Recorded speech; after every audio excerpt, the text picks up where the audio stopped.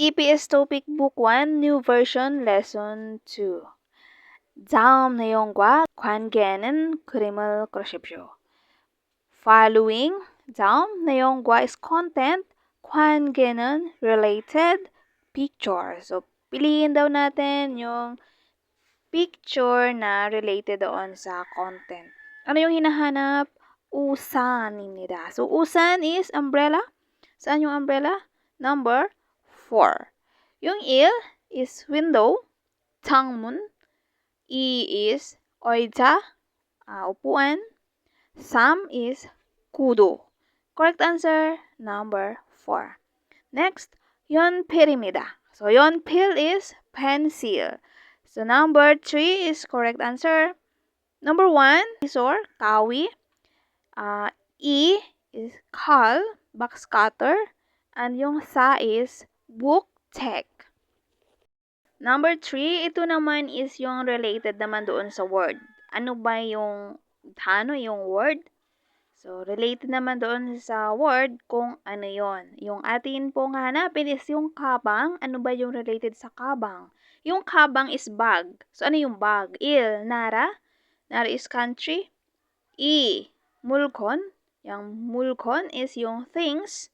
Sam, 장소, yung place. Sa, umshik. So, umshik is food. Yung kabang is things. So, correct answer is mulkon, number 2.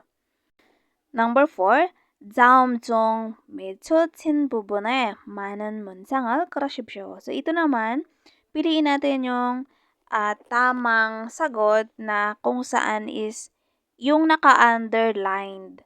Yun po yung nagsasabi ng tama.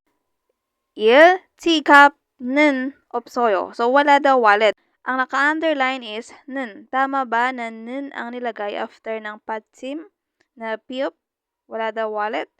So, yan po ay mali. Dapat ay n kasi yan ay consonant. 지갑은 없어요. Ang hahanapin natin is tama. Tama dapat yung naka-underline. Yung i, 달력에 안 해요. Tama ba yung naka-underline? I? Yes, kasi ang kanyang patsim ay kiyok. Ibig sabihin, consonant siya. Ang i-add is yung I na subject marker. So, ibig sabihin, walang calendar. 달력에 안 해요. So, ibig sabihin, number 2 is the correct answer. 3, 동생과 온천 회사예요. So, mali siya kasi nga, ang last time niya is consonant, pero ang dinagdag ay si ka. So, ibig sabihin, dapat ay si i, kasi nga consonant yung kanyang last time. So, dapat yan ay, 동생의 온천 회사예요. So, ang aking kapatid ay driver. Yung sa, 열쇠는 책상 위에 있어요. So, mayroong susi sa taas ng mesa. 열쇠, yung susi, yung key.